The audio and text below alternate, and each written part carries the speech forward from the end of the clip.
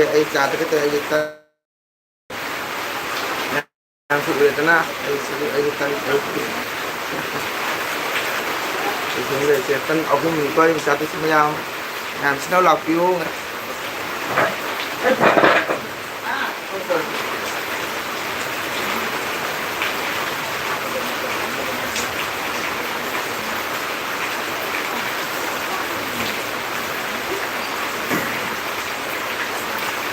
yang satu dia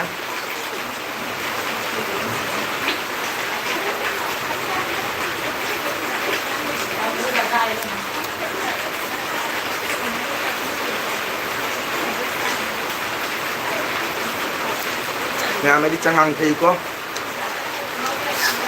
ai đi chẳng hàng làm thế xong ông cha thì làm thật kia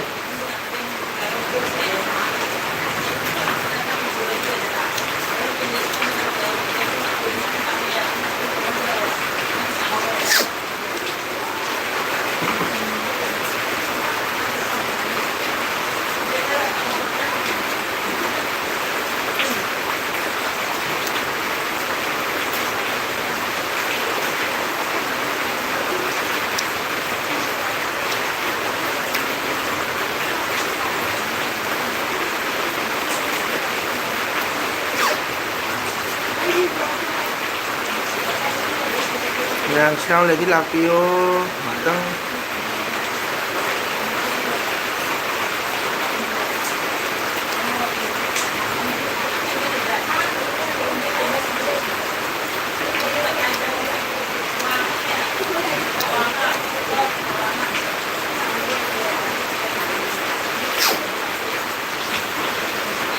nunggu ampi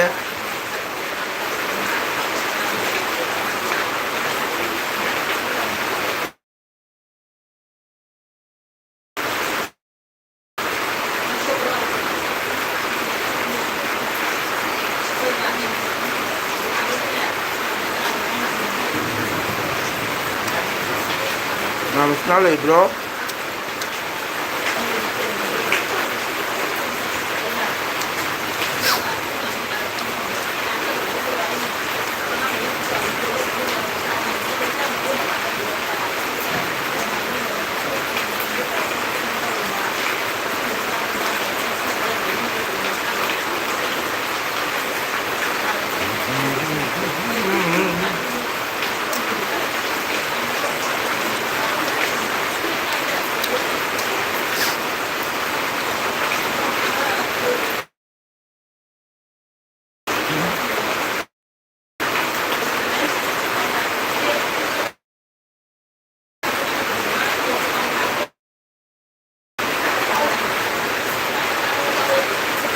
Nung cuy sinau le dia nganggap dia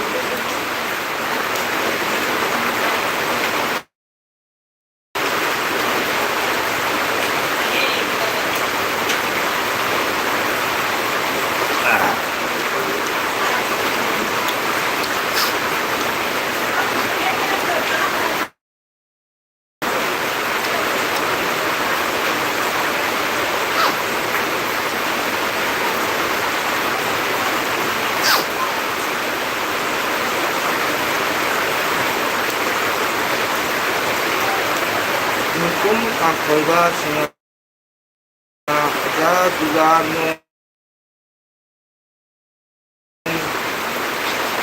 nung juga nung ampuye yang giro nung juga jangan dia nung susu ba nung susunya Ula ba mutum nung tujuh ba siapa Mahathir ki sali nung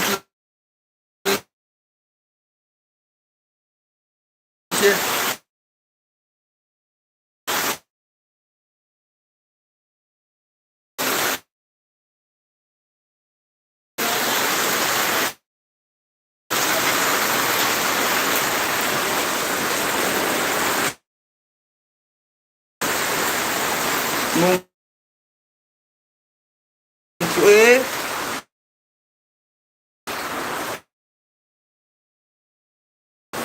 ado like tawbiramo like tawbiramo ko lagi mutum nga to kadayagino ay kung namge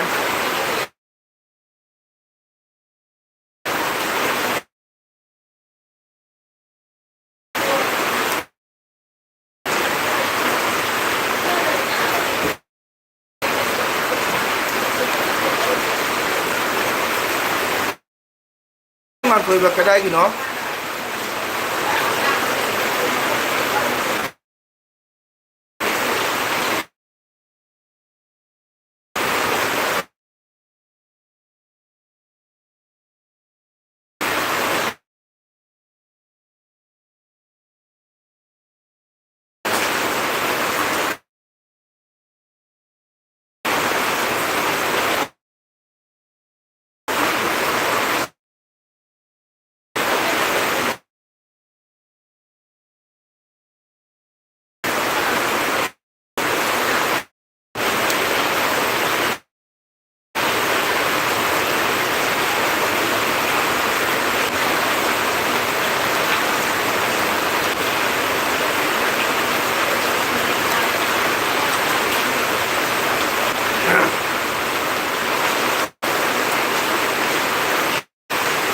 ng halap yo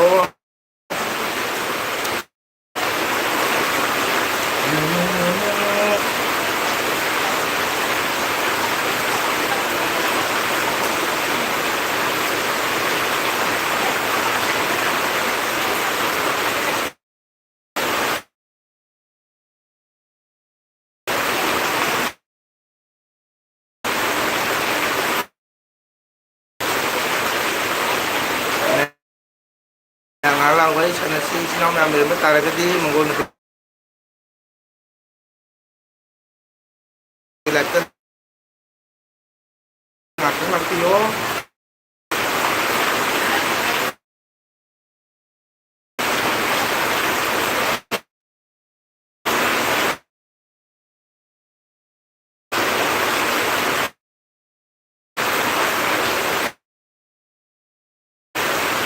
wow good morning namaste masu aje may bro finally bedo magi tawri ko ado kamay tawri na bedo do aje do jam ngai ti tab ngarang ay mai tai chu ito YouTube na kari ma remove ko no kari kai ba jaw rok jan hai ba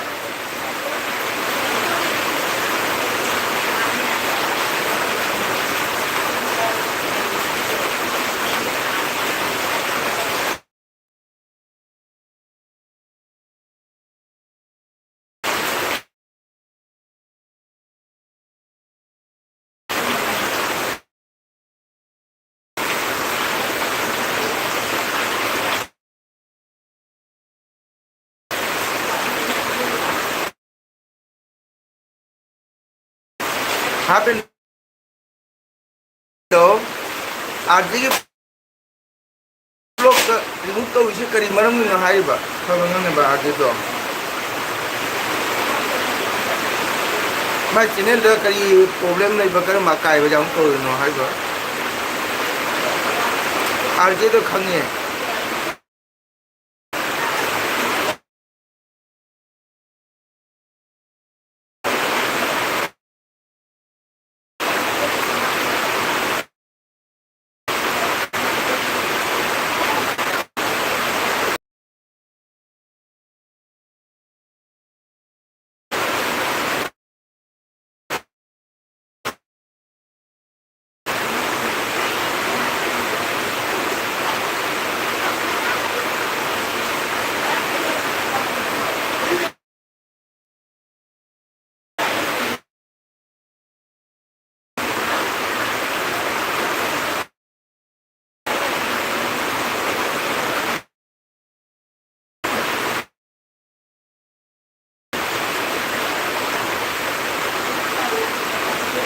नुमाइते RJ Meitei blog की channel से YouTube ना remove तौखरे है तो करी problem नहीं बनो कर्म कायबो नहीं बनो जान नुमाइते ताबदा आरजे मैते करीगुम्बा नंगी ब्लॉग अतो नंगी चैनल से रिमूव तौबो तारगसु नंगी दादा मंगल की तंग कुदिरो इनाउगा वाली सिक्का पामे को मैं यहाँ बनी चैनल से जाना थंगे आज बेटे नंगे नंगे चैनल कारगे तो कारगे सु हाजे बेहतर आईगी सिगा फंगम कारगदी कहीं इतना वाली सानसी इतना मिसिगा बलू इना को आई साई कॉन्टेक्ट नंबर हाइजे रखे आज मेकिना करीगुम्बा को जाम नुमाइते ताबदा नया मगी कॉन्टेक्ट नंबर हाइजे दे 882349 आज मेके कोई आज मेके इनाउ जाम का हाइयू ये कॉन्टेक्ट 287 जामना ओई किनो तो किनो आई तो पाइने है ना सुन पाइ तो भी बसे का जाओ मुद्रा ने खाली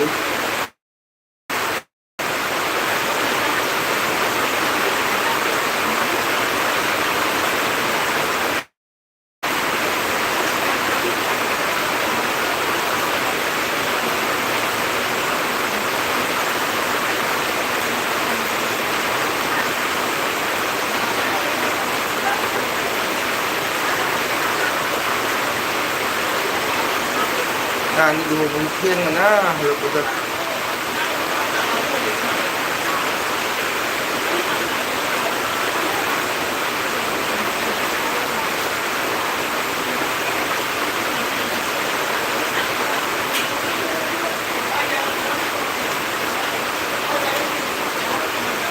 Thabo bindau nandi thabo simro RJ Maite ki channel blog oji ka maina no khangra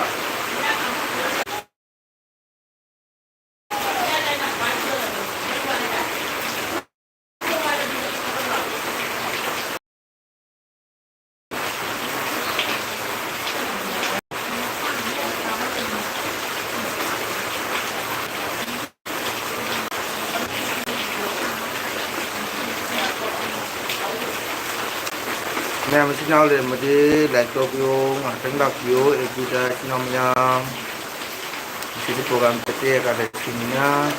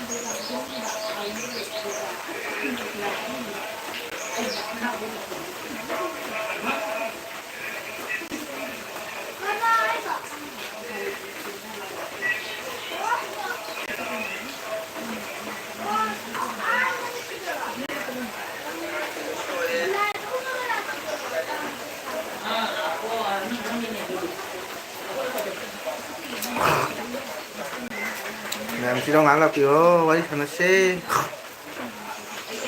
응. 그래.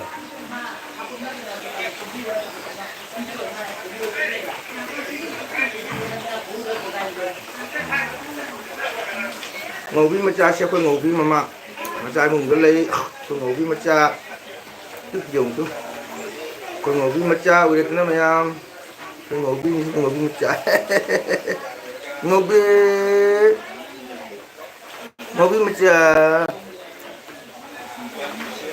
mà cha hôm quê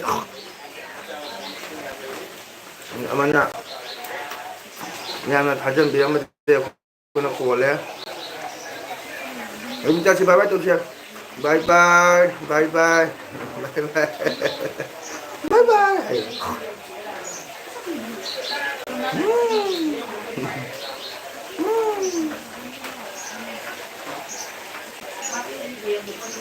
Có không?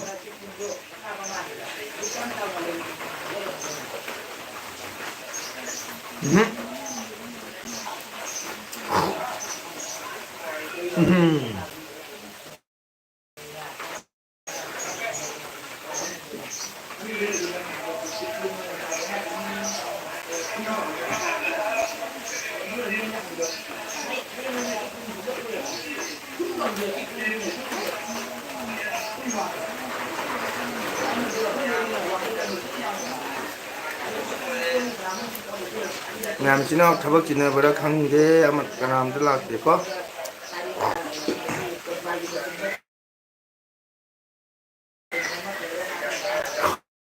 아주 시에 가다 시고 누가 좀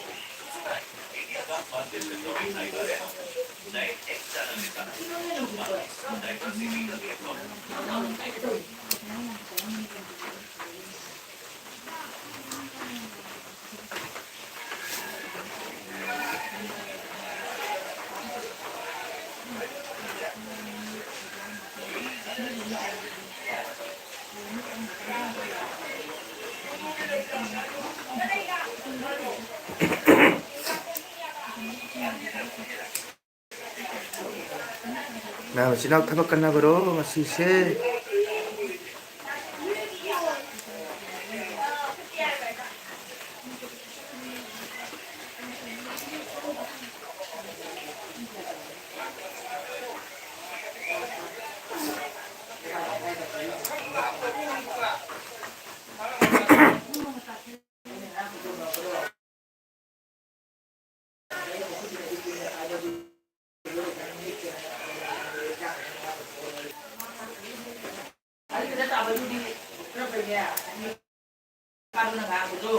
Oh my god.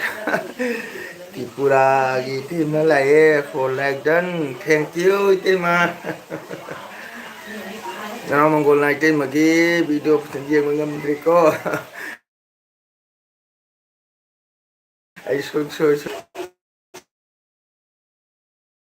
ada so na ay kanto kaya hoy ngarang kata siu betul ko di tenge awat pa ado kaya tare cha thaklo gang hatang kano LB ka tang thage jum tha ni ko te ma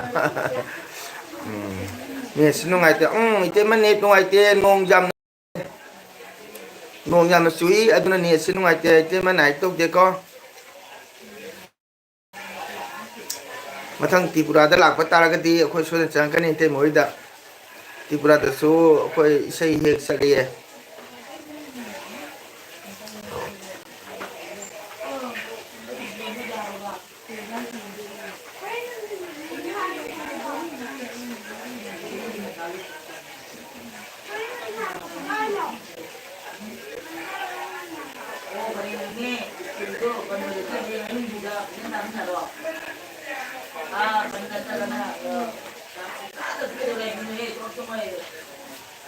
hoi hoi lakpiu tima handak isai lade lakani Tripura changkani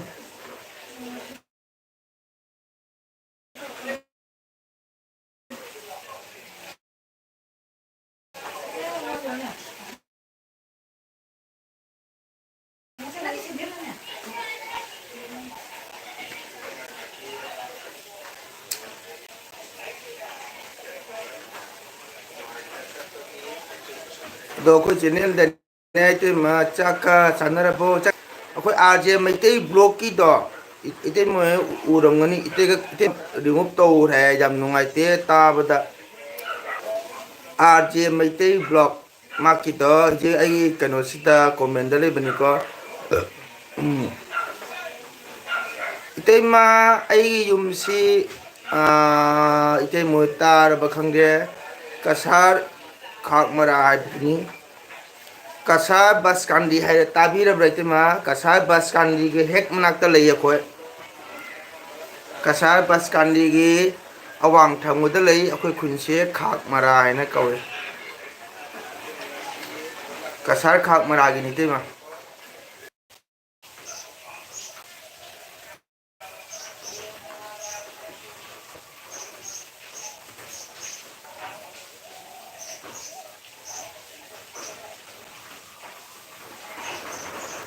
ai te ma nungai te hoi ne yupa ajegi wari ta bata nungai te kamaina to hoi ai su jam nungai te jam nung sibai nau ni ado kamai to ba khang de ne ai su ngarang khang ne ko akhoi gi te ma ka connect lai bra akhoi gi nandi blog haina ne nandi blog tan mana harak pana ko arje mete ai ba ko ado kamaina to ri bno jam nungai te jam phaba nau ni arje to jam nungai te jam na maya ma bu support to bi ba nau ni ado ai ngasa hai ki kamaina YouTube na remove to no amtang isna wari sanasi contact number haije ki hoji mobile dai na ai LB sigai na chumuk to ro su kana RJLBꯗ ꯍꯥꯏꯖꯈꯤꯀꯣ ꯏꯇꯩꯃꯀꯣ ꯑꯣ ꯍꯣꯏ ꯑꯩꯁꯨ ꯒꯣꯄꯥꯜꯅ ꯍꯥꯏꯅ ꯇꯥꯕꯅꯦ ꯍꯣꯏ ꯑꯩꯁꯨ ꯅꯟꯗꯤ ꯕ꯭ꯂꯣꯛꯅ ꯏꯇꯩꯃ ꯅꯟꯗꯤꯅ ꯍꯥꯏꯔꯛꯇꯅ ꯇꯥꯕꯅꯦꯕ ꯌꯥꯝ ꯅꯨꯡꯉꯥꯏꯇꯦ ꯀꯔꯝ ꯍꯥꯏꯅ ꯇꯧꯔꯤꯕꯅꯣ ꯍꯥꯏꯗꯣ ꯈꯪꯗꯕ ꯀꯧꯕꯅꯤꯅ ꯅꯨꯡꯉꯥꯏꯇꯦ ꯍꯥꯏꯔꯦ ꯁꯨꯝ ꯌꯨꯇꯨꯕꯅ ꯔꯤꯃꯨꯚ ꯇꯧꯕꯅꯦ ꯀꯃꯥꯏꯅ ꯇꯧꯔꯤꯕ ꯈꯪꯗꯦ ꯃꯥ ꯚꯤꯗꯤꯑꯣꯗꯤ ꯌꯥꯝ ꯐꯖꯅ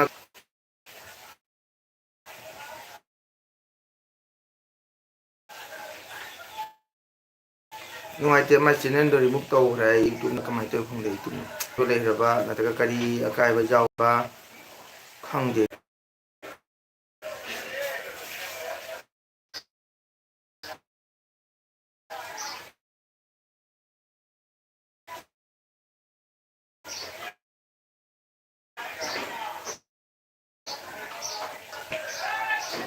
ꯅꯨꯡꯁꯥꯁꯦ ꯍꯧꯖꯤꯛꯇ ꯊꯣꯛꯂꯛꯑꯦ ꯑꯌꯨꯛꯇꯒꯤ ꯅꯣꯡ ꯃꯪꯅ ꯅꯣꯡ ꯌꯥꯝ ꯀꯟꯅ ꯆꯨꯔꯝꯃꯦ ꯈꯔ ꯊꯣꯛꯂꯛꯑꯦ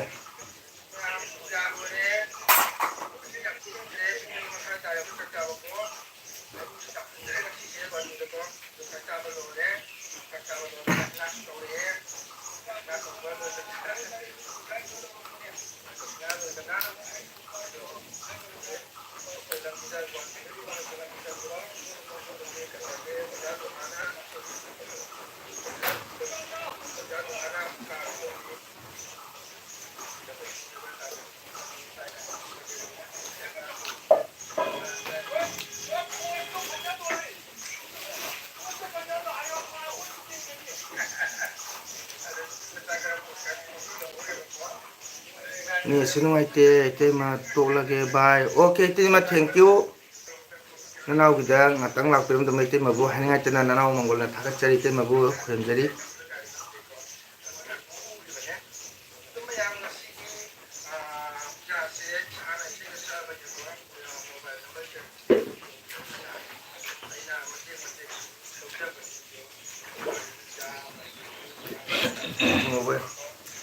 ꯀꯩꯅꯣ ꯑꯉꯧꯕ ꯌꯥꯎꯔꯝꯗ꯭ꯔꯦ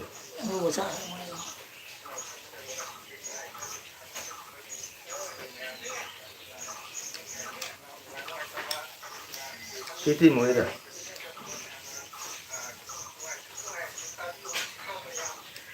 ꯃꯣꯕꯥꯏꯜ ꯌꯥꯝ ꯂꯩꯕ ꯌꯥꯝ ꯇꯥꯡꯕ ꯄꯣꯠꯅꯤ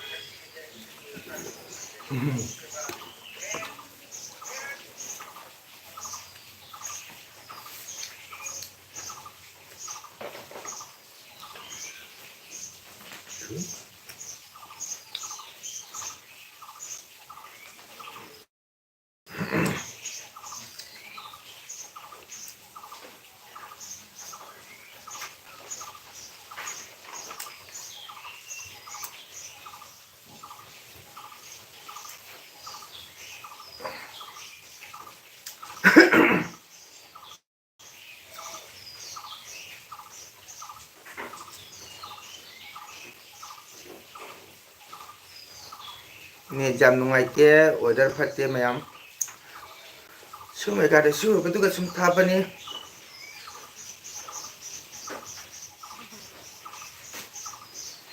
ꯉꯔꯥꯡ ꯏꯇꯩꯃ ꯍꯣꯏ ꯄꯣꯠꯁꯦ ꯐꯩ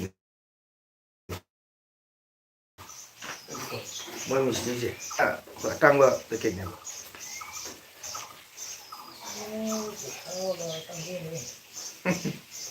ꯃꯥꯡꯗꯣꯏꯗꯣ ꯇꯥꯗꯧꯗꯣꯏ ꯄꯩꯁꯥ ꯕꯦꯇꯣꯟ ꯐꯥꯔꯝꯃꯣꯏ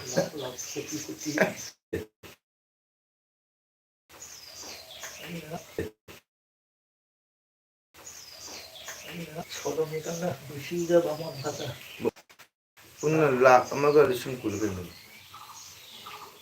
ꯑꯗꯨꯒ ꯈꯣꯔꯣꯁ ꯈꯔ ꯂꯤꯁꯤꯡ ꯀꯨꯟ ꯙꯨꯟꯒꯤ ꯄꯩꯁꯥ ꯄꯤꯔꯤ ꯚꯔꯥ ꯅꯣꯡꯃ ꯑꯩꯒ ꯁꯥꯃꯗ ꯀꯩꯅꯣ ꯏꯪꯃꯟꯒꯤꯗ ꯂꯥꯛꯑꯣ ꯑꯣꯏꯗꯕ ꯄꯥꯗꯕ ꯑꯉꯥꯡꯈꯩꯅ ꯃꯣꯏꯗ ꯀꯣꯏ ꯆꯠꯄ ꯃꯣꯅꯣꯔꯃꯥ ꯀꯩꯅꯣꯗ ꯕꯥꯁ ꯑꯅꯤ ꯊꯤꯜꯂꯨ ꯍꯥꯏꯔꯕ Kuli jalan ko jalan mina kuli lite dana. Aga samdi kuli na mapiro anya lila. Mana kena sana begini yang mendung itu. Mau lai kita macam loh gua mah. Ada kuli jalan sana mina Jadi dimilih lah. kuli lite ba. Ada itu. Sana na. Itu pi ko na hai mi ma ko pi je. Am pa mi ma ko. Man gira maloi gira mi ma ko ni ha ga mayam lai pira kan di hai to. Mi di mayam lai pira kan ha je piro ha ga de. Ha ki wo ya dan dik. Kwa pin cuma tadi. Itu hidup hani mau tu. Yang muda. Ada pudor atau situ? Dia sama mina je. Ni pilot ki season tu loga tu ini rumah dah muda. Pilot ki season tu bukan je. Kau kai jauh ni. Ada na bu hai wo ni kan. Pilot tu bukan je ngang jadi. Ah. Mau pilot tu je. Mau interview mau market hendak untuk bayar. Kung bang tahu ada lupa dan lebih gitu. Kan masalah matungin betul jadi ini. Kubi jinak ni tu ni. Kubi hybrid kena masak tu jauh ni. Itu santi ni tu na. Santi ni tu kita pada Semua masak jauh ni tu. Aduh su apa ni ni? Kita bukan pada mana pilot ni. Pilot ke kalau exam apa? Jadi juga mat kamu tu. Di kan dia mesti jauh ni. Anggur satu. Apa tahu ni satu. macam tiga. Tu susah lagi je. Kalau luka aman itu cuma kunci lembu ni, di mahai ba. Jadi luka siang bersih, mahai pengga, yang suam cari besok tahun mencari bersih, mahai bersih kuning pasang bersih, sih masih tak jauh le. Sini saja. Yang penting itu lighting tak jauh le. Mah mungkin itu kena mahai le. Kubi nak berapa? Kubi kau betul.